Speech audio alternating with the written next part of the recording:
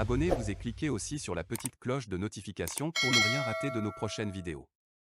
N'oubliez pas de partager aussi la vidéo et de la liker. Amis quand lecteurs de Radio Canal K de Radio à volonté, bonsoir et bienvenue dans votre émission La Voix du Peuple. Le Comité pour la libération de tous les détenus politiques au Togo a dénombré environ 120 prisonniers politiques qui coupent dans les geôles de la dictature. Torturés et livrés à des traitements cruels et inhumains, 7 prisonniers politiques ont trouvé la mort en détention les 20 derniers mois. Paul Missiagbeto, conseiller spécial du docteur Agbeome Kodjo, lui-même en exil politique. Oro Dimon, ancien ministre et chef d'un parti politique d'opposition.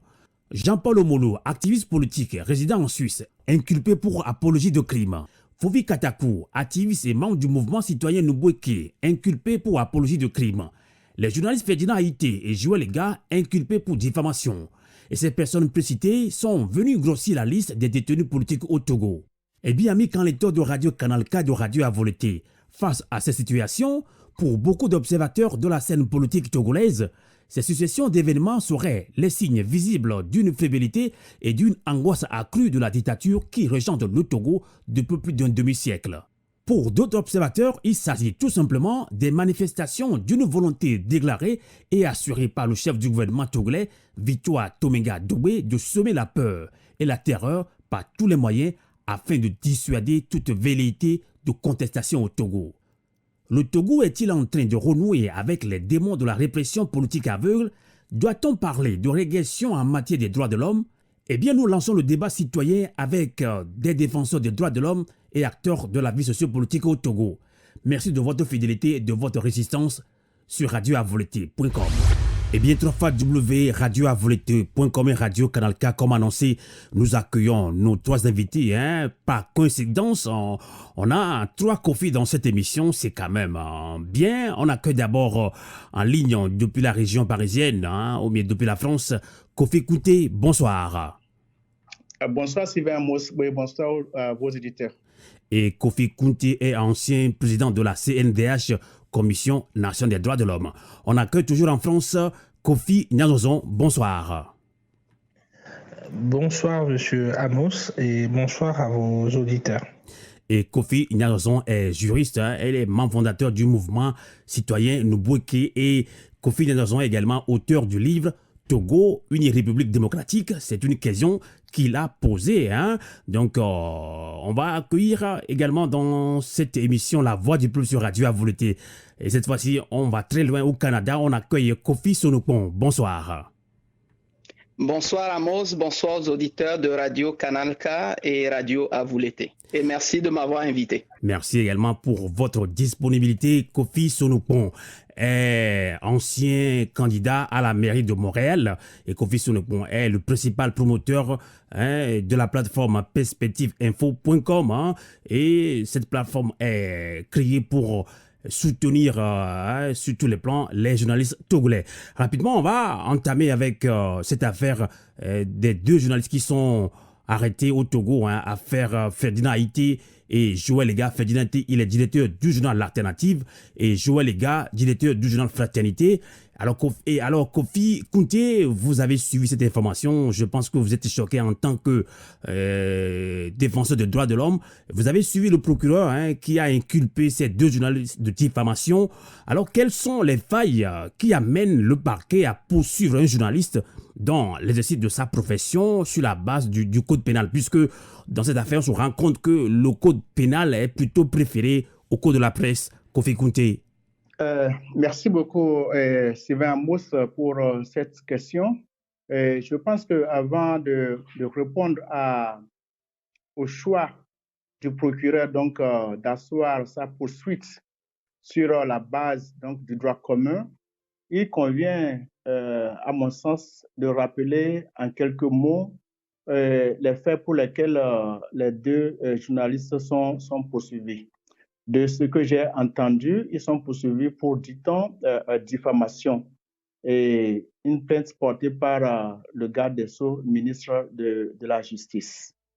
Et au regard de ce que j'ai pu observer, je sais que les 2 journalistes animent une émission dénommée l'autre journal, donc l'alternative, l'autre journal, donc une émission en ligne. Et le procureur, pour pouvoir les poursuivre sur base de droit commun, dit qu'ils ont utilisé un moyen qui n'est pas reconnu par le Code de la presse comme support, n'est-ce pas, pouvant bénéficier aux journalistes. Mais je voudrais dire ceci, 2 points. Aujourd'hui, les journalistes au Togo sont protégés, ou du moins la loi en vigueur au Togo en matière de la presse, c'est la loi du 7 janvier 2020 portant Code de la presse. Et dans cette loi, l'article 2 est tout à fait clair. Elle dit que ce code s'applique aux professionnels des médias et aux sociétés de la presse exerçant des activités de presse écrite, de presse audiovisuelle et de presse en ligne. Heureusement que le même code donne une définition de ce que l'on entend par presse en ligne, qui voudrait dire tout service de communication publique utilisant le mode écrit, audiovisuel avec Internet comme support principal, édité à titre professionnel par une personne morale qui a la maîtrise éditoriale de son contenu. Donc, quand je prends la combinaison donc, de ces 2 articles-là et que je vois l'activité que mènent M. Ferdinand Haïté et Joël Ega, à mon sens, il est clair que non seulement ils sont des journalistes, de 2, ils ont utilisé donc un moyen, le support Internet audiovisuel pour pouvoir diffuser leur émission. Donc, nous sommes dans le cadre de la presse en ligne. Et donc, la combinaison de ces 2 articles me laisse croire qu'ils sont en principe assujettis aux prescriptions du Code de la presse. Donc, l'argument du procureur, suivant lequel il ne peut pas bénéficier donc des prescrits du Code de la presse parce qu'ils auraient utilisé les réseaux sociaux, ne me convainc pas. Cela ne me convainc pas d'autant plus que dans le même Code de la presse, on a défini ce que l'on entend par réseaux sociaux. Et les réseaux sociaux qui sont exclus du bénéfice donc, de la couverture du Code de la presse ont été normalement cités. Il s'agit de WhatsApp, de Facebook, de Imo, de Instagram. Nulle part, je vois YouTube. Donc, si par exemple, les 2 journalistes ont utilisé le canal YouTube pour pouvoir diffuser leur émission, il va de soi qu'ils sont couverts par le Code de la presse et l'on ne saura vraiment leur dénier ce droit-là pour se réfugier derrière donc, le Code pénal qui est l'application, enfin qui est le droit commun.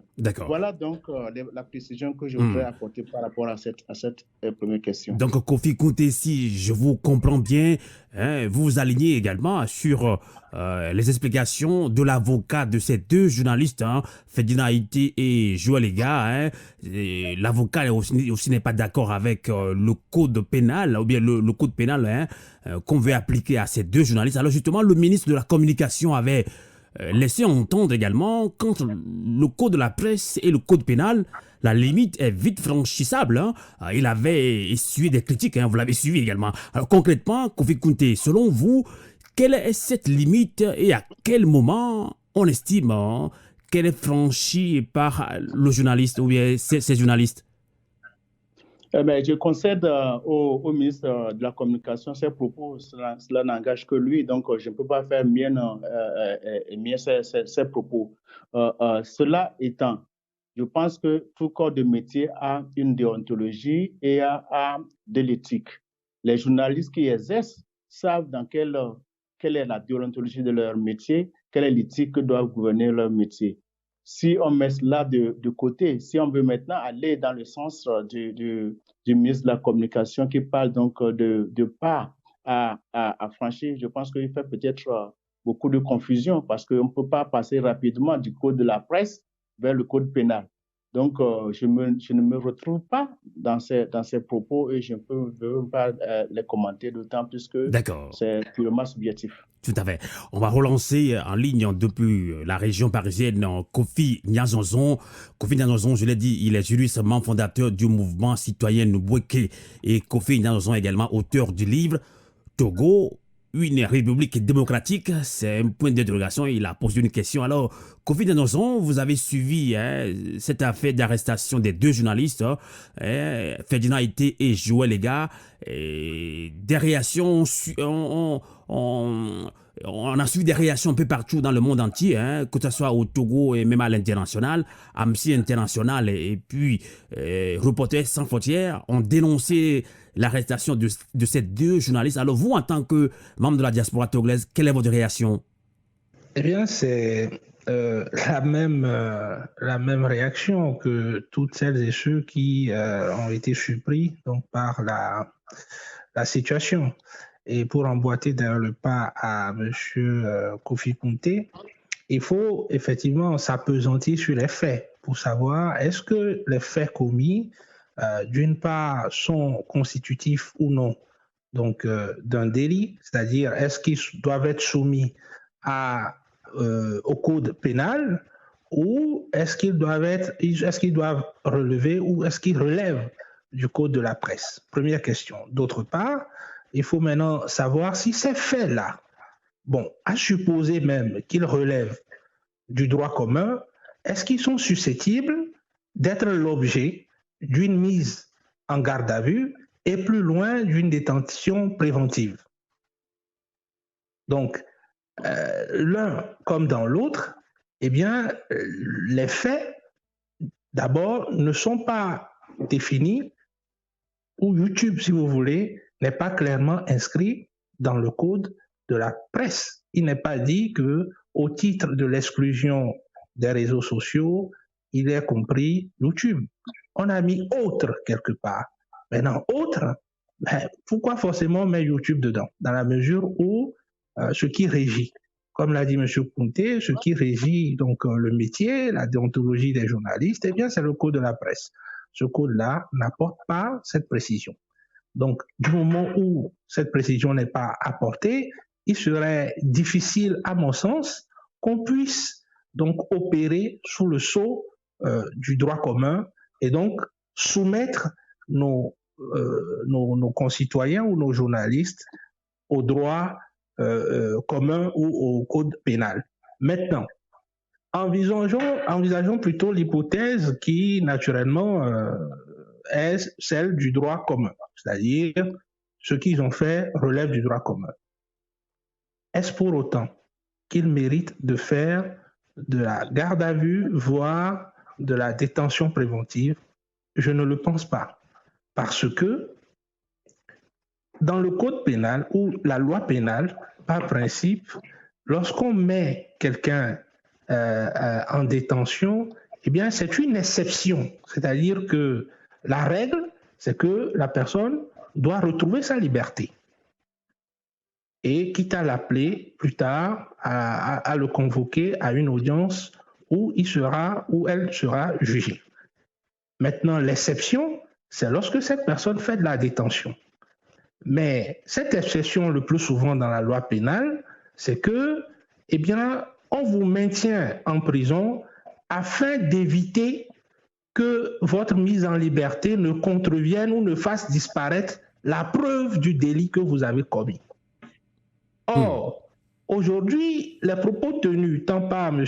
Ferdinand Aïté ou M. Joël Lega, donc sur leur plateau d'émission, eh bien, ces propos-là sont sur un support enregistré. De sorte que même si on maintient ou on laisse Ferdinand Aïté et Joël Lega aujourd'hui en liberté, à aucun moment cette preuve ne sera enlevée. C'est-à-dire qu'ils n'ont même pas la force de faire disparaître le support vidéo. Donc, à partir de là, le fait de les garder à vue, voire de les maintenir en détention, eh bien, est longuement discutable. Et, partant, on doit nécessairement procéder à leur mise en liberté parce que, dans le cas présent, rien ne justifie cette détention-là. Tout à fait. Maintenant, je vais plus loin. On peut considérer que le ministre, il a déposé plainte. Mais là encore, il y a une problématique. C'est-à-dire, on peut dire, oui, il y a le ministre du Commerce et puis le ministre de la Justice. Soit. Mais pour autant, quand on prend par exemple le cas du ministre de la Justice, Rappelons qu'il est le chef du procureur.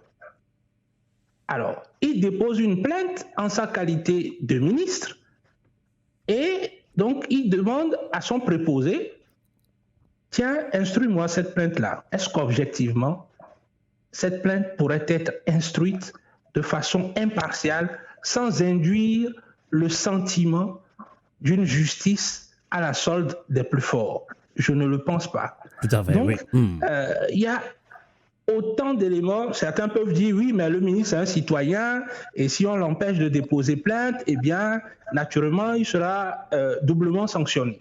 Non, puisque la plainte a été déposée en sa qualité de ministre, eh bien, parce qu'on dit il y a eu outrage à l'autorité. Donc, c'est parce qu'il estime que sa fonction, que son autorité a été diminuée ou a été atteinte. Voilà pourquoi il dépose une plainte. S'il est citoyen ou s'il estime vouloir déposer cette plainte parce que sa fonction a été affectée, eh bien, l'éthique ou le bon sens voudrait qu'il prenne congé de ses fonctions et à ce moment-là, il dépose plainte pour que la plainte puisse être instruite en sa qualité de citoyen. Je rappelle à cet égard que Ferdinand Haïté a déposé plainte contre un avocat, je crois, dans ce pays-là. Donc, il a déposé sa plainte en tant que citoyen, mais je ne pense pas une seule seconde que celui contre lequel la plainte a été dirigée, que ce dernier a fait la garde à vue et encore moins qu'il a été détenu préventivement. Donc, voilà, somme toute, mon avis sur la question. Likez la vidéo si ce n'est pas déjà fait. Laissez aussi votre point de vue en commentaire.